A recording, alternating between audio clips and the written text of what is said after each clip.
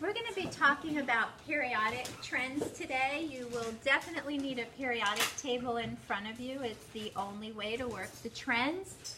As we've been talking about, there is a specific way in which the periodic table is arranged, and you now should be comfortable with rows and periods and group names and electron configs. What we're going to talk about today are periodic trends. We're going to talk about different properties of elements and how you can make predictions about these properties based on the atom's location on the periodic table. So where we left off in your notes is right here with periodic trends, and it says, I think we can go a little bigger here. It says the arrangement of the periodic table reveals trends or general tendencies in the physical and chemical properties of elements. When you're talking about trends, you can think, for example, some of the fashion trends, like what's in right now for girls. What are they wearing?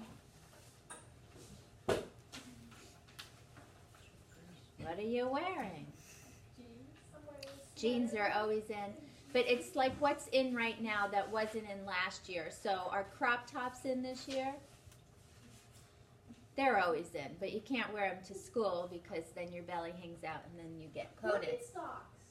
What? Oh, you're right. Is that in? Yeah, they're shoes. All right, so that's trendy right now.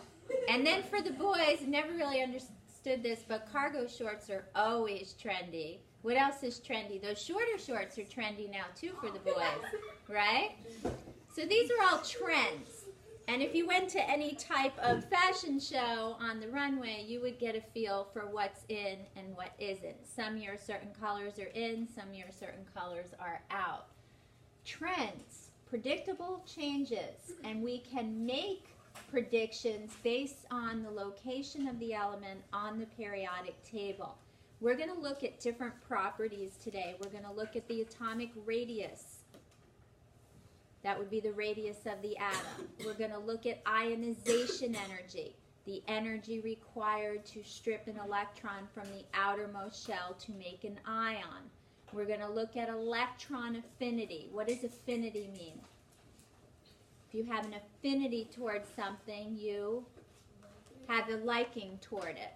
So we're going to look at the ability of an atom to attract and hold an electron. So we're going to look at properties of atoms, and we're going to make predictions about an element's property based on its location on the periodic table. It's not only important to know the trend, you have to be able to apply the trend and explain it. And that's what we're going to get into today. It'll be very tricky at first, and then you'll see that everything will fall into place. The first trend we're going to look at is the atomic radius. And as I said, the atomic radius is the radius of an atom. Now, this is not as easy as it sounds, and I won't get into it too much. I want you to know that atomic radius is the radius of an atom. So if you had an atom, and here is its nucleus, just like in math, that would be the radius of the circle, or in this case, the atomic radius, which will abbreviate AR, upper or lowercase, doesn't matter there. Now, we know that electrons are located where? In the cloud? In the clouds, in electron clouds, also known as orbitals. So you don't actually have a very distinct outer edge of the atom. So it's very difficult to measure the radius of an atom because this outer edge is very blurry, similar to what you saw in the lab where they asked the question about the fan blade. So it's very fuzzy in regard to the outer edge. And so typically the way that the radius is actually measured is you would have two atoms bonded together. It's going to look like a set of eyeballs here. You can measure the distance between their nuclei, and half that distance would be the atomic radius. You don't actually have to know that, but it is challenging to measure the radius of an atom with a single atom. What I want you to know is the atomic radius is the radius of the atom. There's a lot more written in your notes, but you don't need to know it. It's really a little too advanced for an honors level course. We're going to look at the periodic trend. We want to look at what happens to some of these properties as you go across the periodic table from left to right or down a group from top to bottom. And that's why I said it was important what you mastered previously. You need to know that a period is a row. We're going to go from left to right. You need to know that a group or a family is a column. We're going to go from top to bottom. And we're going to look at how the radius changes as you go across a period or down a group. This is the hardest piece right here. I'm going to do the hardest piece first, and you'll see all the pieces fitting together as we go through. It'll be a little tricky at first. Give it a chance. You'll be very good at it. The first trend is that the atomic radius, that is the radius of an atom, decreases as you go across a period from left to right. So that is to say, if you were to look at a periodic table, I'm going to pull one up on the screen. Here's your periodic table. As you go across a period, the radius of the atom will decrease. That is to say, if I compared the radii of these two atoms, magnesium's radius would be less than that of sodium's. If I compared these two elements, aluminum would have a larger radius than sulfur. As you go across the period, the atomic radius decreases. So you need to know the trend. You need to know how to apply it. And that's why chemistry is a little more challenging than some of the other sciences you've done. Not only do you need to know the trend, you have to be able to apply it. In addition, I want you to be able to explain it. Because if you can explain it, you don't have to memorize anything. You'll understand and you can predict. So as you go across a period, the radius of an atom will decrease. Now let's look at why that occurs. And this is a little tricky. Give it a few minutes to come together. Don't be impatient with it. I know you're used to understanding everything the second it happens. Give it a chance. Here's your reasoning here. I'll go through and I'll explain it with multiple examples. It says the effective nuclear charge, which is abbreviated Z effective. Which subatomic particle in the nucleus is charged? Proton. So the nucleus has a positive charge. The reason why you have Z is the atomic number is abbreviated with a Z. So the effective nuclear charge. Now this is not going to be all of the protons. The effective nuclear charge increases across the periodic table, and that's because the protons increase. Now, as you go across a period, the electrons are placed in the same shell. For example, if you are considering period 2, this is going to end in 2s1, 2s2, 2p1, 2p2, 2p3, etc. So as you go from left to right, the protons are increasing, the atomic number is increasing. You're getting more electrons, but they're all in the second shell. That's important. The effective nuclear charge is calculated by subtracting core electrons. Core electrons are all electrons except valence electrons. And we said the other day that valence electrons are electrons in the outermost shell.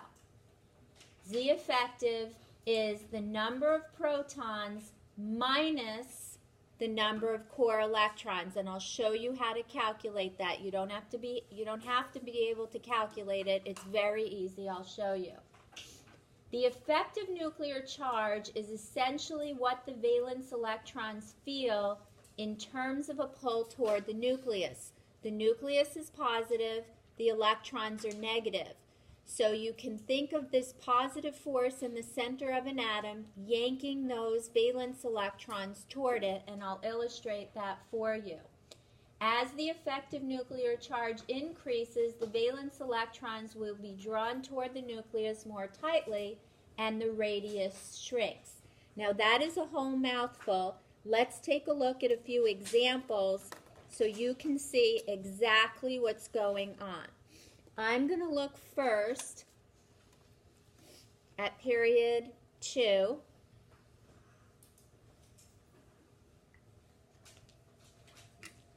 And I'm also going to ask you a lot of questions to review some of what we've talked about, because I really want to make sure that you're comfortable with everything we've discussed so far. Let's start with boron. Boron has an atomic number of 5 and a mass number of 11. Its electron config is 1s2, 2s2, 2p1. What block of the periodic table is boron in? S, P, D, or F? And it's in P because the electron config ends in P. You got it. Lot of review stuff. Got to put it all together. Fluorine has an atomic number of 9 and a mass number of 19. Its electron config, this is review from chapter 3, is 1s2, 2s2, 2p5. Both of these elements are in period 2. The highest value of N is 2. Boron would have 5 protons in the nucleus and 6 neutrons. Here's my nucleus. Now we discussed already that electrons are in orbitals, but for our purpose here, I'm going to draw it more similarly to an orbit so you can see it.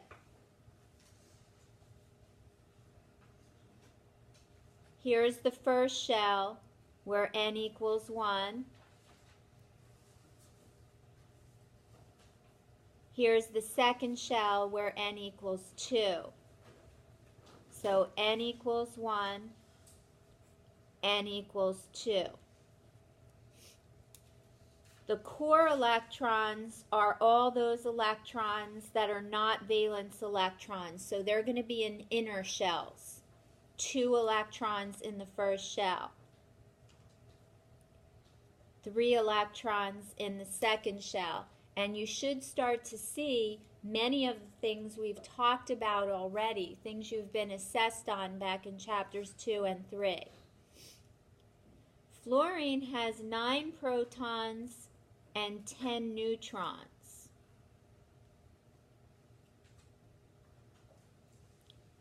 First shell, second shell.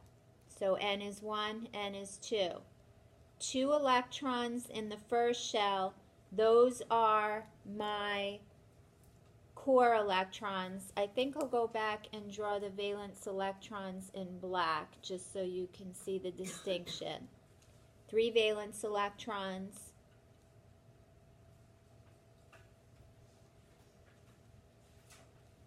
Seven valence electrons for fluorine.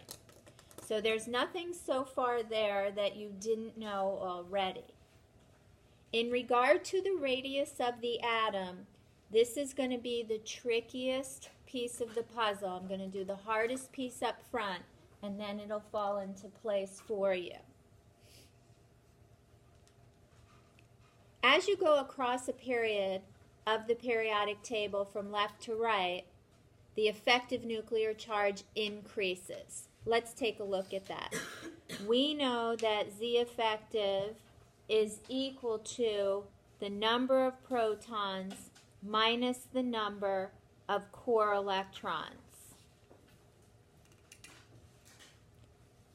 So for boron, we've got a Z effective equal to protons is 5 minus the 2 core electrons is going to be 3, and it's 3 plus, if you will, because you have 5 positive protons and 2 electrons. The effective nuclear charge for fluorine would be the number of protons, 9, minus the 2 red valence electrons is 7 plus. So as you go across the period from left to right, you get an increase in the effective nuclear charge. And as a result, the valence electrons are drawn more tightly to the nucleus here. This has a greater effective nuclear charge. That's what those valence electrons feel in regard to a pull toward the nucleus. You have a pull here as well, but it's not as great.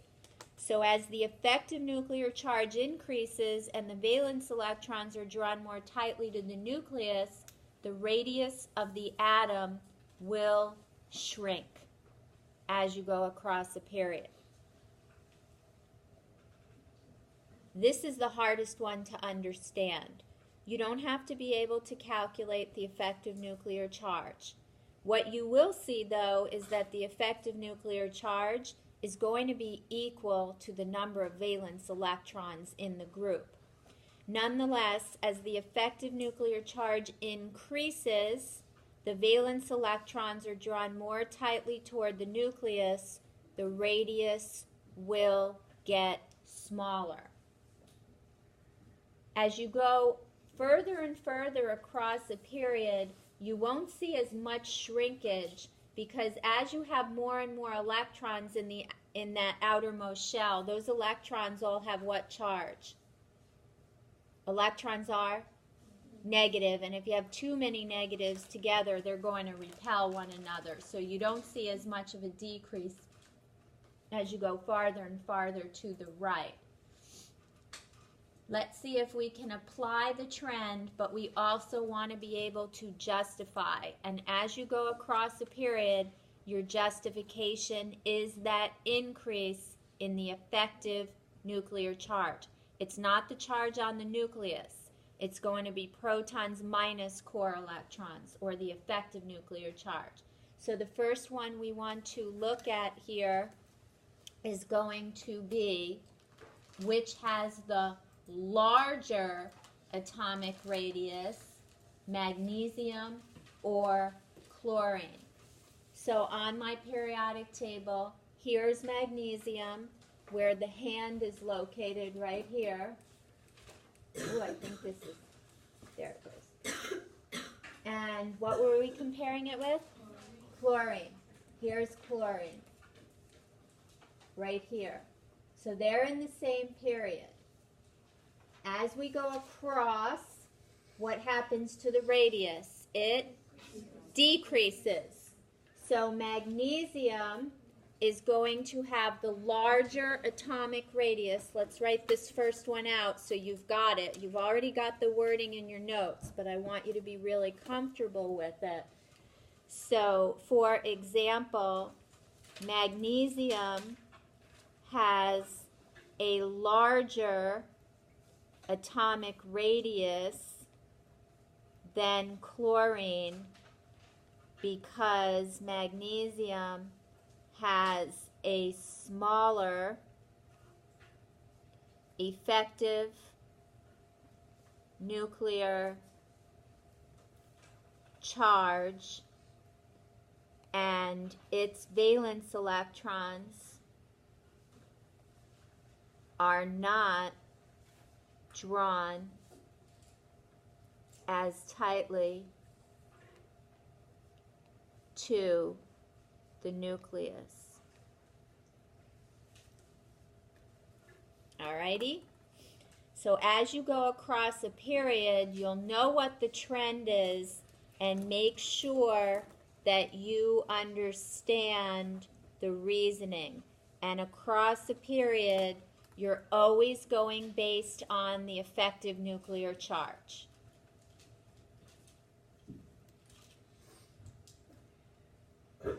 The other example said strontium and iodine. Which has a larger effective nuclear charge? Here's strontium, period 5, group 2. Here's iodine, period 5, group 17. What has the larger radius? Strontium. It has a larger radius because it has a smaller effective nuclear charge, and the valence electrons are not drawn as tightly to the nucleus. The reasoning is always the same. Know the trend. What I'm also going to recommend to you, and you'll be adding to this, I have little boxes throughout your notes, and you can add as you go, but ultimately, and this is what the lab activity will do for you, you're going to be generating a puzzle, a periodic table puzzle. But if this is your periodic table, as you go across the period, you get an increase in the effective nuclear charge. Because of that increase, we have seen across a period that the atomic radius is going to decrease. And if you keep something like this with you, you'll be very comfortable in this type of application.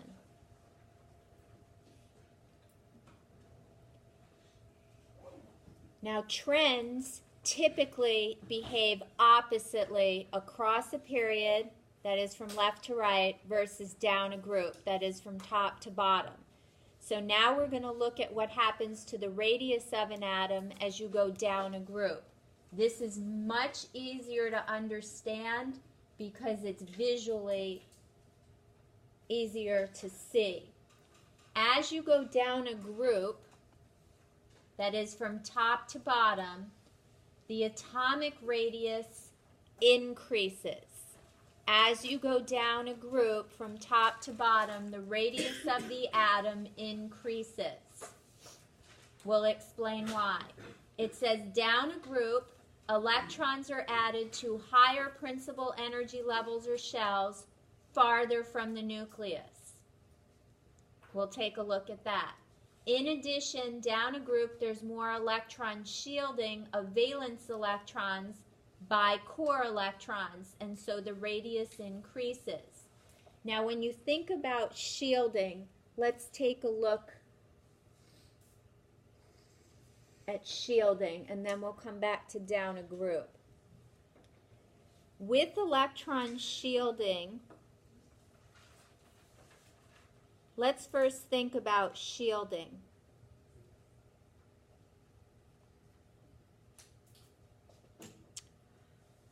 Here's your quarterback. Here's your offensive line.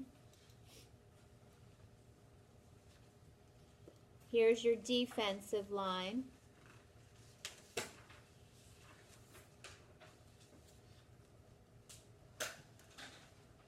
What is the role of the offensive line? They want to protect their quarterback. And there is a reason why the quarterback takes his offensive line out to dinner before a game. He wants to make sure he is well protected. A quarterback never wants the back of his uniform dirty. That means somebody got to him and knocked him straight back. So the defensive linemen are trying to penetrate the offensive line, but the offensive line is essentially acting as a shield. Similarly, you've been to a baseball game. Here's your diamond, here's your dugout, here's your dugout. Top or bottom of the ninth, depending on if you're home or away. Where do the police stand? Some of them are going to be on top of the dugout, and a lot of them are going to be lining the field ready to move. Because if they don't protect that field and everybody on it, what are the fans going to do? They're going to jump onto the field because it's fun. And I'll show you a little video way back when the police did not position themselves well and what happened. So all of this is shielding. Back in 1990, 1, 2, or 3, I don't recall, Steffi Graf and Monica Seles were at the top of the women's game. And Monica Seles actually was ranked higher than Steffi Graf, and a German fan was not pleased about it. And at a tennis match in Germany, he came out of the stand and threw a knife at her back while she was sitting in her chair on a changeover. Now, if you watch any type of tennis match, golf event, etc., do you ever see a player by themselves during a changeover when they're walking through the crowd, etc.?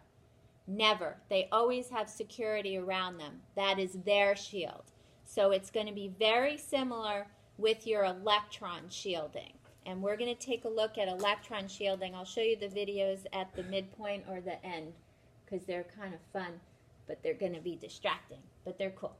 All right, so let's take a look at down a group.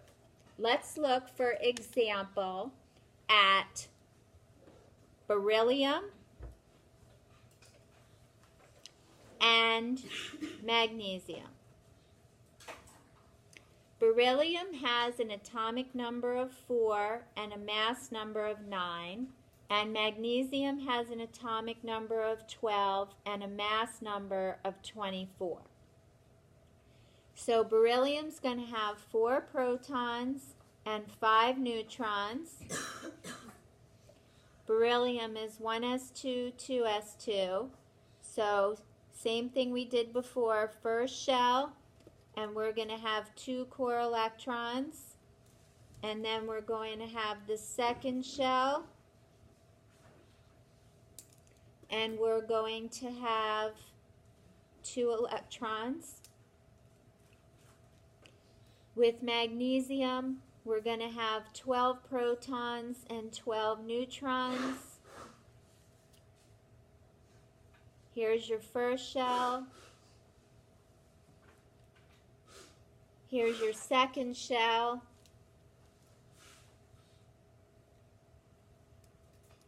We actually have 3 shells here. One more.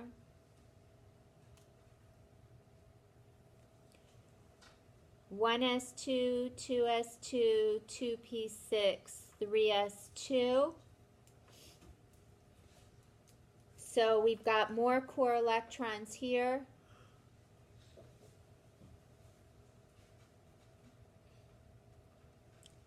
And then in the third shell, we have our 2 valence electrons. So in group 2, both elements, of course, have 2 valence electrons. And what you can see as you go down a group, the valence electrons, which will be the same number, are in a higher principal energy level, in this case the third shell, farther from the nucleus with more electron shielding. The core electrons in lower principal energy levels shield the valence electron from the effect on the nucleus. So as you go down a group, the radius of the atom increases because the valence electrons are farther from the nucleus with more electron shielding. This one I think is much easier to visualize, much easier to understand. So as you go down a group, the radius of the atom increases because electrons are farther from the nucleus with more electron shielding. And that's what you're looking at there. So if we make a comparison now, it says which of the following has a smaller atomic radius? A smaller atomic radius. Fluorine or iodine? Fluorine, period 2, group 17. Iodine, period 5, group 17. Which is going to have the smaller radius? Fluorine is correct. And let's get that on paper. So in this instance, what you've got is fluorine has a smaller atomic radius than iodine because fluorine's 7 valence electrons are in the second shell closer to the nucleus and experience less electron shielding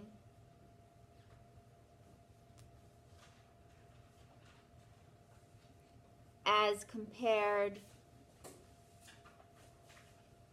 with iodine's 7 valence electrons in the 5th shell.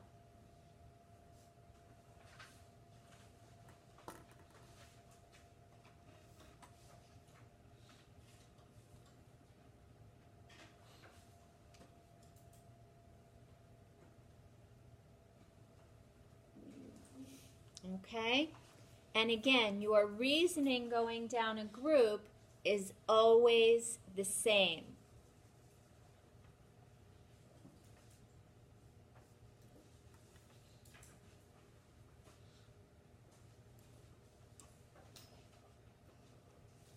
So what you're looking at on the diagram that we drew initially over here is as you go down a group, you get an increase in N, that is the shell where the valence electrons are located, and you get an increase in electron shielding. As a result, the atomic radius is going to increase.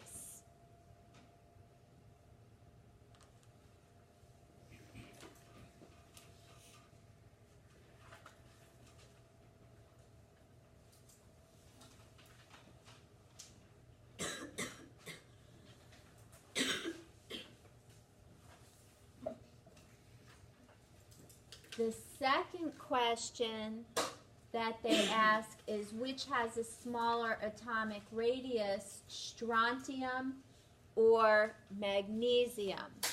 So we want to compare strontium and magnesium. Here's strontium, here's magnesium.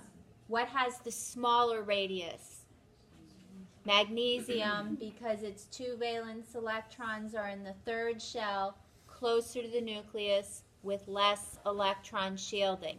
As you go down a group, you have a twofold reason: where the electrons are located and the electron shielding.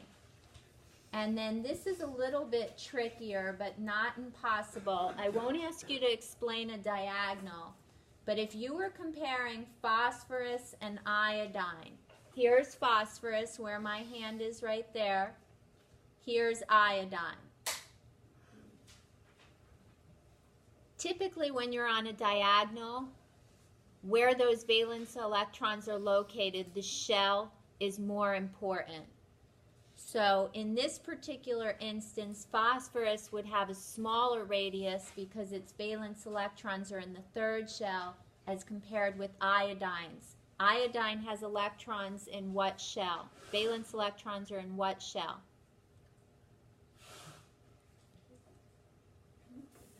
It's the fifth because iodine is in what period? Fifth.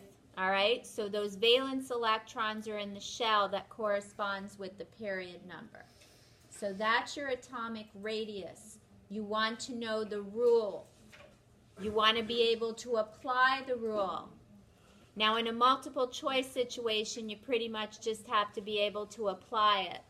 But if I ask you to explain it, you have to be able to do so. Okay? All right, let's do ionic radius as well, and then we'll put it all into perspective. With ionic radius, the atomic radius is the radius of an atom, so the ionic radius is the radius of an ion. Are anions positive or negative? Negative. So have they lost or gained electrons? They've gained. So you're gaining electrons to the same shell. Now if you have an anion, let's say for example, you have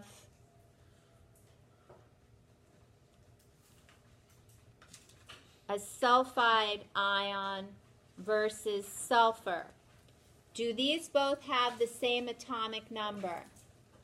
Yes, same element, same atomic number.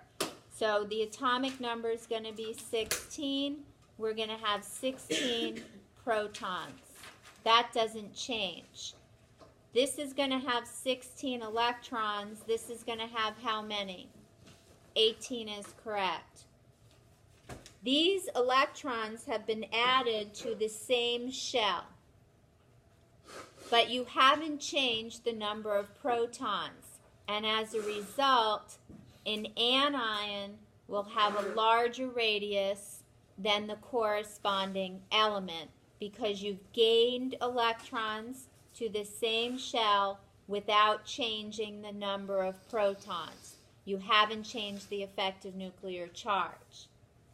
On the flip side of this, if you had a cation versus the element, you have 11 protons here, 11 protons here. How many electrons does this have? But this has 10 because you've lost 1. So now your positive charge is greater than your electrons. Here you also lose an electron from the outermost shell. So the element is going to have a larger radius than the corresponding cation. You don't have to be able to explain that. You just want to know that the anion is greater than the corresponding atom. The atom is greater than the corresponding ion. So if the reasoning is all listed here, but that's probably going to be a little too much for you. But if I look here, which has a larger atomic radius? Bromine or a bromide ion? The ion. The anion is larger than the corresponding element, as indicated here. Which is larger, the element or the cation? The element. And that's as much as you would want to know there. Okay?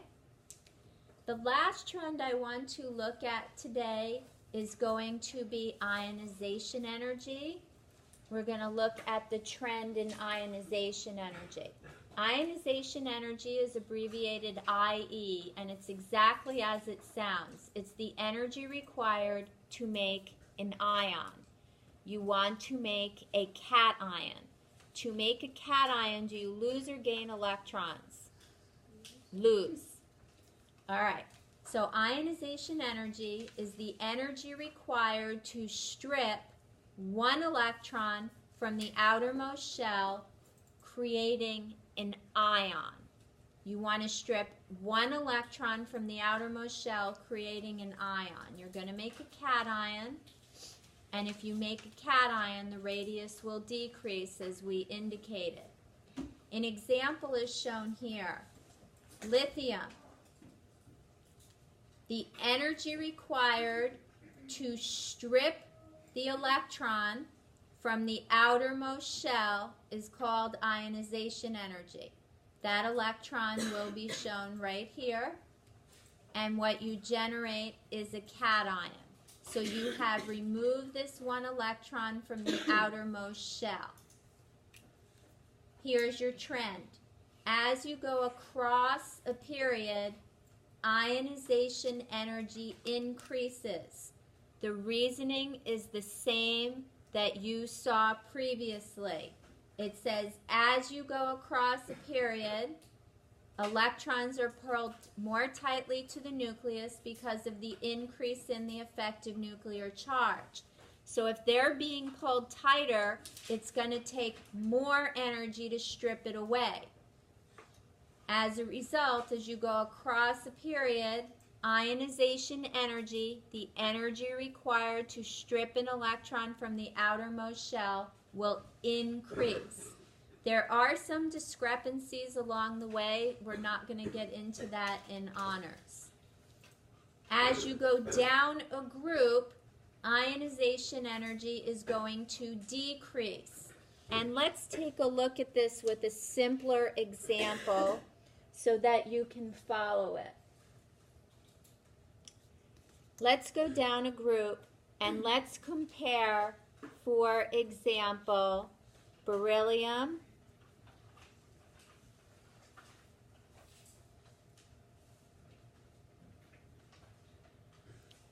and let's compare it to calcium.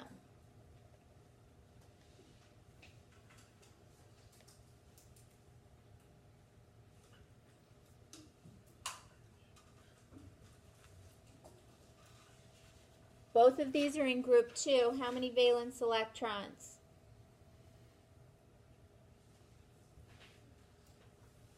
Guys, if you did that chart, which was due in Google Classroom this morning, you could answer this. If you're in group 2, how many valence electrons? 2. So you have 4 protons and 5 neutrons. Here's the first shell with the core electrons.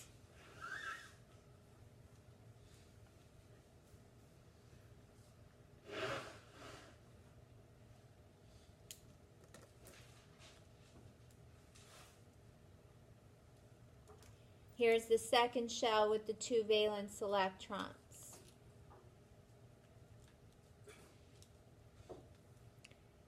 Here's calcium, 20 protons, 20 neutrons, and we're going to have electrons in 1, 2, 3, 4 shells. I'm just going to put the valence electrons in there. You can clearly see why the atomic radius is greater. The valence electrons are farther from the nucleus with more electron shielding. And remember, those core electrons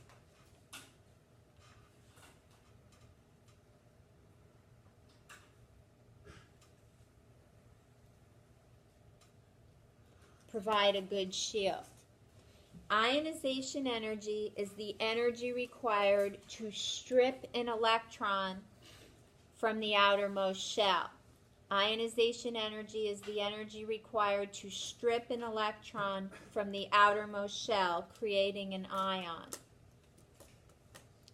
As you go down a group, ionization energy decreases because it takes less energy to strip an electron that's farther from the nucleus with more electron shielding. It's not drawn in as tightly.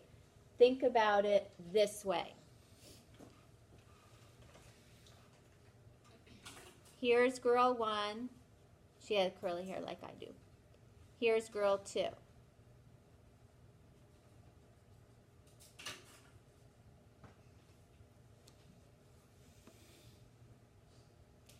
She's not very happy with her because she just stole her boyfriend. So what's going to happen at lunch in the courtyard? They're going to fight. And this is a really good fight.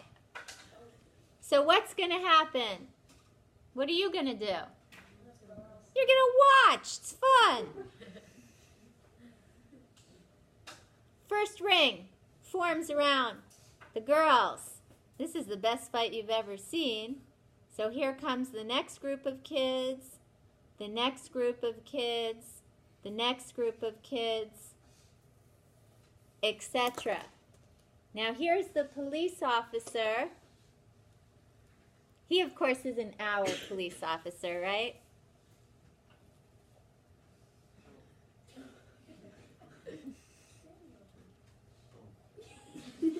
Looks like Santa. Here's his gun. Here's his baton. Here's his donut. Here's his cup of coffee. And he's too big to fit in the cart, but we'll shove him in anyway. All right. Which kid's easier to remove? This one or this one? The one on the outside, right? Far away from the fight, more shielding. Same concept. That's a big cop. In any event, electrons that are farther from the nucleus with more electron shielding require less energy to strip away. So as you go down a group, the ionization energy decreases. This reasoning is written out for you very nicely in your notes. It says, as you go down a group, electrons are placed in higher principal energy levels or shells farther from the nucleus. The valence electrons are also shielded by core electrons, and as a result, an electron in the outermost shell is easier to strip. Less energy is required. Let's take a look. Which has a larger ionization energy? And be careful now, I've got periods and groups. So know the trend, and that's something you may want to do first. On this little chart you've made, if you keep this all together, studying will be much easier. You're going to get an increase in ionization energy as you go across a period. You're going to get a decrease in ionization energy as you go down a group. The reasoning is all the same. That doesn't change. So we want to take a look at what has a larger ionization energy, nitrogen or fluorine. First thing I do is I look. Nitrogen and fluorine are in the same period or group. Period. As you go across a period, the ionization energy increases. The question said which has a larger ionization energy, nitrogen or fluorine. It would be fluorine. But you have to be able to explain. So let's take a look at that.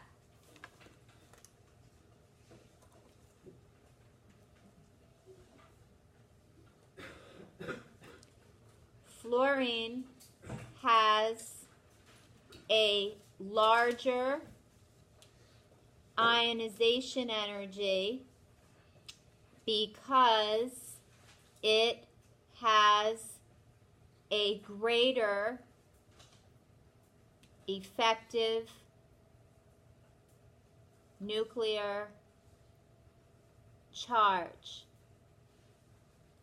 It takes more energy to strip a valence electron from fluorine as compared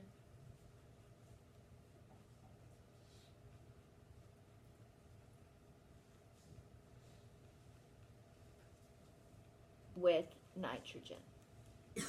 So fluorine has a larger ionization energy because it has a greater effective nuclear charge.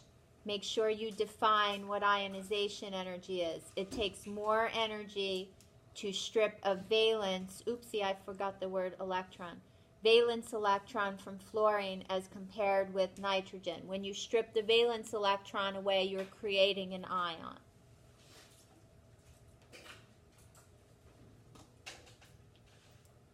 If that's not clear to you, you may want to add it. Fluorine has a larger ionization energy because it has a greater effective nuclear charge. It takes more energy to strip a valence electron from fluorine, creating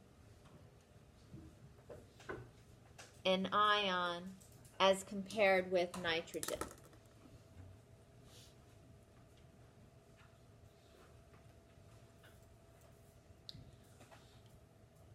All right, calcium or potassium?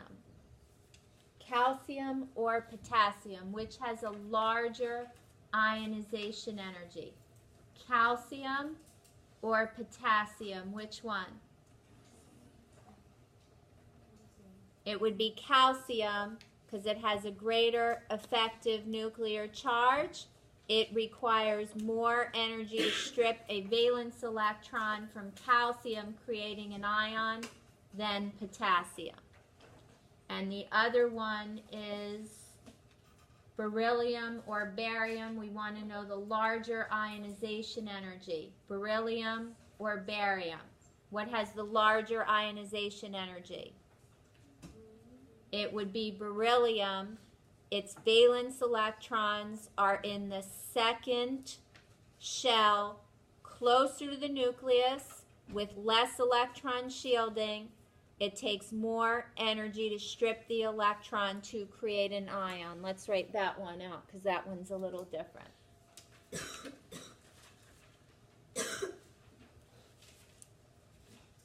So beryllium has a larger ionization energy compared with barium because beryllium's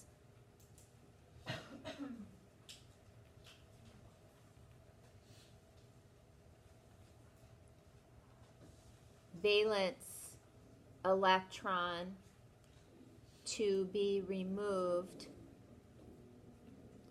is in the second shell, closer to the nucleus, with less electron shielding. More energy is required to remove the electron, creating an ion.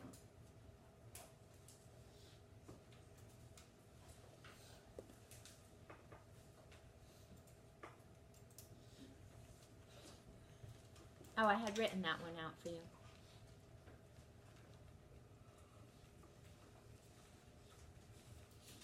That one I had written out for you. I wrote it a little differently, but it's all the same. And the last question would be phosphorus or bromine. And this one's a little tricky. If you look at the periodic table, phosphorus or bromine. And when you're on the diagonal here, generally the more valence electrons you have will result in the higher ionization energy. So I would say bromine is greater here, but I will not ask you to explain a diagonal. If you get a diagonal in regard to ionization energy, and I'm sure I didn't give you one, usually the one with more valence electrons will have a higher ionization energy. So we're going to stop here. We'll talk about electron affinity next time. There's actually not that much left, but it's overkill to try and do them all. What you want to be comfortable with is that we can make predictions about properties of elements based on their location on the periodic table. Your goal before you walk out today is to know the trends, and to be able to explain them. That will be the key. And if you can master that, you'll be very successful on your quiz. I'm going to leave your quiz in place for Friday. The two trends I will ask you about will be atomic radius and ionization energy, and you have to be able to explain. The other thing that you will see on the quiz is similar to the questions we were looking at previously, where I would say, for example, and we did one of these the other day, if I said to you, the element you're considering is in period 4, group 17, what's the chemical symbol of the element? That would be Br for bromine. I might say, write the shorthand electron configuration. So you would write argon, then you would have 4s2, 3d10, 4p, 5 is correct. Good. I might say to you, is bromine a metal, a non-metal, or a metalloid? And you would tell me it's a non-metal. Is bromine an S, P, D, or F block element? And you would tell me P. I might say to you, does bromine have a larger or smaller atomic radius as compared to arsenic? And you would tell me that its radius is smaller because it has a greater effective nuclear charge. Its valence electrons are pulled more tightly to the nucleus. I might say, does bromine have a larger or smaller ionization energy as compared with fluorine?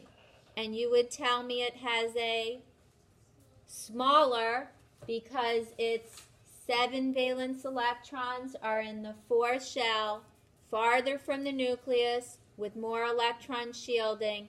It takes less energy to strip an electron, creating an ion. So the new parts, if you will, are right here. And we're going to practice this in the second half today so you have mastery. You should feel good about writing shorthand configs. If you don't, that's what we're going to work on in the next 45 minutes. So your quiz will be pretty straightforward. If you want me to write a sample type question out a little bit toward the end, I'd be happy to do that. Otherwise, in your classwork, I had sent out a remind of what you were able to do already. I hope you spent the time doing it. As I said, part 1 should be done. Part 2, you should have been able to do through number 11. Now you can also, on part 2, you can do 12, 13, 14. On part 3, you should have done through number 4. And after today, you can do number 6. You can do 7A, 7B, 7D, and that's it. So that's what you want to be working on the second half. And like I said, I can write you up a question that we can go through grossly similar to your quiz. Your quiz will be on Friday. We will finish the chapter Friday. We will do the lab activity Friday. Okay? So your quiz is Friday. And hopefully you have a better understanding of some of the periodic trends.